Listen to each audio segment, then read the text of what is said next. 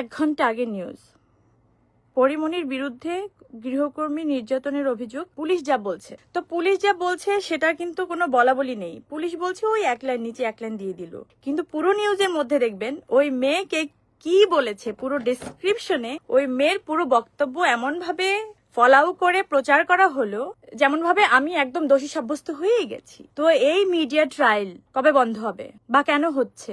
আমি যখন জেলে গেলাম, যখন আমাকে একটা মিথ্যা অভিযোগে আমাকে অ্যারেস্ট করা হলো, তখনও যেভাবে 1 মাস ধরে 7 দিন রিমান্ড আর 20 দিন জেল, তো রিমান্ডের কথা বাদই দিলাম, সেটা কি হচ্ছে আপনারা সবাই জানেন। এই 27 দিন ধরে অন্য কোনো নিউজের কি কোনো বালাই ছিল? অন্য কোনো নিউজের কোনো কাটতে ছিল না, শুধু আমার এই নিউজটা। আজকে পরিমণি কি খেলেন, কোথায় ঘুমালেন, কম্বল দেওয়া হলো কিনা, তাকে কোন থালায় খাবার দেওয়া হলো, মানে এত নোংরা ভাবে নিউজগুলো ফলাও করা হচ্ছিল যাতে সাধারণ পাবলিকের মধ্যে একটা ইন্টারেস্ট ফিল হয় যে আচ্ছা কি করছে একটু দেখি, একটু নাটকীয় ব্যাপার। তো এটা আসলে তো ধরেন এটা তো আমার লাইফ, নিজের লাইফ, তো একটা লাইফ তো আসলে নাটক হতে পারে না, একটা সিনেমা হতে পারে না, একটা রিলেট জীবনযাপন হতে পারে না। তো আমি তো 10টা মানুষের মতো একটা মানুষ, তো যেটা আইনি প্রক্রিয়ায় উনি এখনো কিন্তু আমি এই এতক্ষণ ধরে লাইভ করলাম, এখন অব্দি কিন্তু কোনো অভিযোগের বিরুদ্ধে কোনো কথা বলিনি যে এটা উনি রং বলেছেন, এটা রাইট বলেছেন, আমি কিন্তু কিছুই বলিনি, এখন অব্দি বলিনি। কারণ আমি আইনের উপরে আস্থাটা রাখতে চাই, বা আস্থা রেখে এসেছি, বা এখনো পাচ্ছি। প্রথম আলো যে নিউজটা করেছে, আমি যদি একটু ক্লিক করি, তার মধ্যেই দেখেন, আপনারা একটু নিজেরাই দেখে নিয়েন, আমি লাইভে এত সময় নিব না হয়তো। তার মধ্যে পুরোটাই ওই মেয়ের বক্তব্য, ও তার মধ্যে আমার প্রেমের স্টোরিও দেয়া আছে, ক্লিক করলে দেখতে পারবেন। মানে যাই হোক, আমি আর 2 মিনিটের মধ্যে খুব সুন্দর একটা তথ্য আপনাদেরকে দিয়ে আমি এখান থেকে চলে যাব, পরে আপনারা মিলিয়ে নিয়েন জিনিসগুলো যা হয়। কিন্তু আমি যেই সাফারটা করেছি আজকে সারাদিন, সেটা আসলেই কারোর সাথে হওয়া কাম্য কিনা আপনাদের কাছে প্রশ্ন রইল আমার। আমি পুরো মিডিয়াকে, হয়তো একটা মিডিয়া করেছে, 4টা মিডিয়া করেনি, কিন্তু এমন একটা মিডিয়া করেছে যে আরো 10টা মিডিয়া এটা প্রশ্নবিদ্ধ হচ্ছে, কারণ তারা প্রমিনেন্ট, তারা এস্টাবলিশড। তো যারা অনেক এস্টাবলিশড বড়, তাদের একটু ভেবেচিন্তে কাজ করতে হয়, যেহেতু তারা করেননি। এত রাতেও আমার আসলে এসব নিয়ে কথা বলতে হচ্ছে।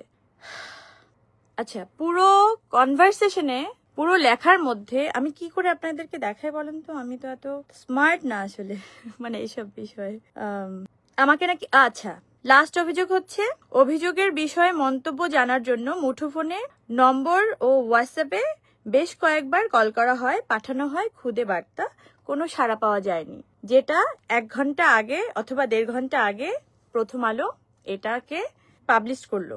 ওকে, এবার হচ্ছে, আমার বাসায় রাত 9টা অথবা 9:30টার দিকেই, আমি যেই থানার আন্ডারে থাকি ওই থানার পুলিশ যারা কর্মরত আছেন, তারা কিন্তু সবাই আমার বাসায় এসেছেন, যাদের এই দায়িত্বটা ছিল, এবং তারা তাদের দায়িত্বটা পালন করেছেন। সবাইকে জিজ্ঞাসাবাদ, আমাকে জিজ্ঞাসাবাদ খুব সুন্দর করেই তারা করেছেন। তো আপনি কিভাবে এরকম একটা বড় পত্রিকা, আপনি কিভাবে নিউজ করেন? আপনি সন্ধ্যার সময় করতে পারতেন, রাতে করতে পারতেন। আপনি রাত 12টার সময় কিভাবে এই নিউজটা করেন যে তাদের সাথে আমার কোনো কথা হয়নি বা কোনো কনভারসেশন হয়নি? আমি তো আমার বাসায়, আমি কি পালিয়ে গেছি? আমি কোনো অপরাধ করেছিলাম? এখনো কিন্তু আমি এই কথাগুলো কেন আসছে আমি জানি না। মানে ধরেন এগুলো আপনারা আমাকে বাধ্য করেছেন, এগুলো কিন্তু আমি কোনো আইনি ভাবে কথা বলতে পারি না এগুলো নিয়ে। আচ্ছা, আপনারা এত মিডিয়া কিভাবে জানেন যে একটা সাধারণ ডায়েরি হলো? আপনাদের মনে হয় না যে এটার মধ্যে অন্য কোনো ষড়যন্ত্র থাকতে পারে? মানে একবারও কেন মনে হলো না আপনাদের? দেখেন, কেঁচো খুঁজতে বা সাপ না বেরিয়ে যায়। আমি তো অনেক কিছু নিয়ে মুখ বুজেছিলাম বা মুখ বুজে আছি, আমি আসলে থাকতেও চাই তাই।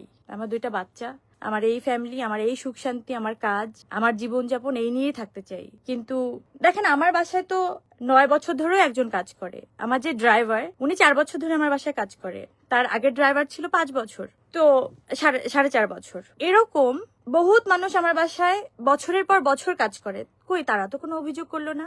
এই একটা মেয়ে কেন এই 1 মাসের মধ্যেই এসে এত অভিযোগ করলো? 1 মাসও হয়নি। আর যাকে কিনা আমি অ্যালাউ করেছি কিনা, আমার কোনো মন্তব্য আপনারা কি আসলেই পেয়েছেন? বা আমি দিতে চেয়েছিলাম, বা আমি দিয়েছি, সেটাও কি ফলো করে প্রচার করেছেন? করেননি। তো এগুলো অফ করেন, এগুলো করেন না। আপনাদের সুন্দর একটা জিনিস শোনাই, আমি কি এখনই সব প্রমাণ দিয়ে দেব? তাহলে আইনের কি কাজ? আমি তো আইনের উপর অনেক আস্থাশীল। আমি জানি না এই মেয়েটা কেন এরকম করলো। আমার এখনো মনে হয়, ও চোখের দিকে তাকে যদি বলি তুমি আমার সাথে তুমি এটা করলা, তো আমি ওর দিক থেকে যদি ভাবি, ও আমাদের কিভাবে তাকাবে আমি জানি না। আমি আসলেই জানি না। এত ভালোবাসার ফল যদি এটা হয়, তাহলে এই ভালোবাসা কেউ কাউকে না বাসুক। আমি সবাইকে বলতে চাই, আমার হাতে সব প্রমাণ আছে, কিন্তু এখন আমি দিতে চাচ্ছি না। কেন জানেন? বিশ্বাস করেন, আমি সত্যি আইনের উপর শ্রদ্ধাশীল। আমি সরি, আমি এই ফার্মলিং করার জন্য আমি তো এসবের জন্য প্রস্তুত ছিলাম না। আমি এই পরিস্থিতি মোকাবেলা করতে হবে বলে আমি রেডি ছিলাম না। এত মিডিয়া ট্রায়াল বন্ধ করে দেন। জনগণ কিন্তু আস্ত একটা মিডিয়া, প্রত্যেকটা জনগণ আস্ত একটা মিডিয়া। যদি সে সলিড হয়, সঠিক হয়, সত্যি হয়, এসব স্টাম্প মারা মিডিয়ার দরকার হয় না। এগুলো করেন না, এগুলো সুন্দর দেখায় না। আপনারা ভাবেন সাপোর্টিভ, এগুলো কি করেন আপনারা? একতরফা এগুলো করেন না, করলে সব দিক থেকে করেন। প্রমাণের জন্য ওয়েট করেন। আমার বাসার নিচে এসে ওয়েট করতে হবে কেন? আমি আপনাদেরকে নক দিব। আমি আপনাদেরকে কয়বার নক দিছি? ওই মেয়ে যে এতবার নক দিছে, এত মানুষদেরকে কিভাবে হায়ার করলো? আপনাদের নাম্বার কিভাবেও পেলো? নাকি আপনাদেরই গরজ? নাকি হাতে এস লেখা বলে আপনাদেরকে একটু বলদ ফলদ বলেছিলাম বলে আপনাদের গায়ে লাগলো? তো বলদের প্রমাণ দিয়ে দিচ্ছেন। আপনারা আসলেই বলদ, সলিড বলদ। আপনারা গোবর, আপনারা পিচাস। আপনারা আইনের ঊর্ধ্বে যেতে চান, আপনারা মনুষ্যত্বের ঊর্ধ্বে যেতে চান, আপনারা জীবনের ঊর্ধ্বে যেতে চান, আপনারা সংসার, জীবন সবকিছুর ঊর্ধ্বে যেতে চান। হিসাব কিন্তু একদিন দিতে হবে আপনাদের। হ্যাঁ, মিলাই নিয়েন ভাই, বাইচা থাকতে মিলাই নিয়েন। আর কালকে কি কি প্রমাণ চান না? প্রমাণ দিয়ে দিব না, আজকে দিব না, আজকে সম্ভব না, পসিবল না। আমি তো কমিটেড পার্সন, আমি তো আইনের উপরে শ্রদ্ধাশীল। আমি তো দেখতে চাই। আর আপনাদের এসব মিডিয়ার ফালতু দৌড় বন্ধ করেন। দিন শেষে তো আপনারা মানুষ হয়ে যান, একটু মানুষ হিসেবে চিন্তা করেন। পরিবার যদি কিছু বোঝায়, তাহলে আমার স্টাফরা, যারা কিনা 5-7 বছর ধরে আমার বাসায় কাজ করে না, আমাকে আগলায় রাখে, আমাকে ভালোবাসে, আমাকে বাঁচায় রাখে ভাই, আমাকে খাবার দেয়, আমাকে কাজে পাঠায়, আমার ডিপ্রেশনে, আমার দুঃখে সবকিছু তোরা পাশে থাকে। তো যাকে স্টাফ বলবেন, গৃহকর্মী বলবেন, বা জীবনের ওই মানুষটাকে বলবেন, ওই মানুষটার হিসেবে প্রাধান্য দিবেন, তাকে একটু হিসাব করে বলেন।